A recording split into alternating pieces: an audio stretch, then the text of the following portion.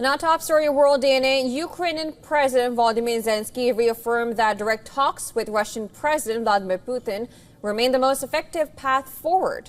And this is after he emphasized Ukraine's continued fight for freedom while its call for peace are ignored. In a defiant Independence Day address to the nation of Ukraine. Looking ahead to the post-war period, Zelensky stated that the presence of foreign troops in Ukraine would be important.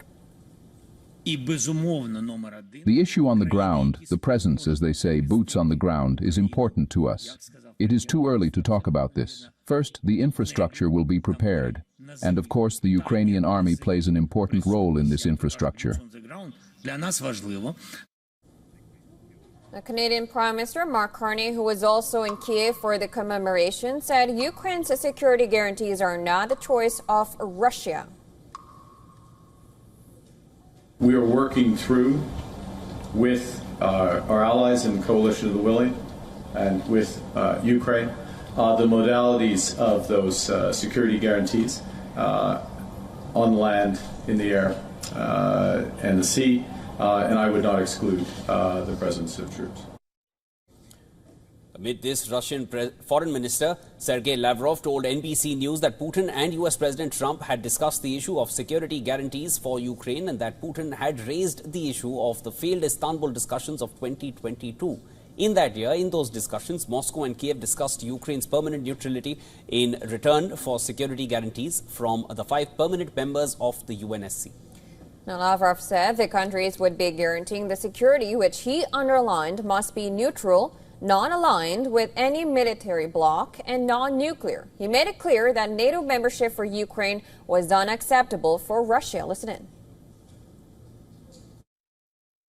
President Putin and President Trump and the guarantors would be guaranteeing the security of Ukraine, which must be neutral, which must be non-aligned with any military bloc, and which must be non-nuclear. During negotiations. Commenting on Ukraine's leadership, Lavrov said the Kremlin views Zelensky as the de facto head of the regime in Ukraine, but not a legitimate leader of Ukraine. And this is while adding that the Kremlin will not accept Zelensky's signature on legal documents establishing terms for an end to the war. He also accused the Western countries of trying to block peace negotiations to the war after a flurry of diplomatic efforts appeared to stall. They're just looking for an excuse to block negotiations and want it to be seen not as their fault or Zelensky's, who is also being obstinate, setting conditions and demanding an immediate meeting with Putin at all costs. Now, amid this, U.S. Vice President J.D. Vance has come out in support of Russia, saying the country is making significant concessions to Trump for the first time in more than 3 years of the conflict. Listen in.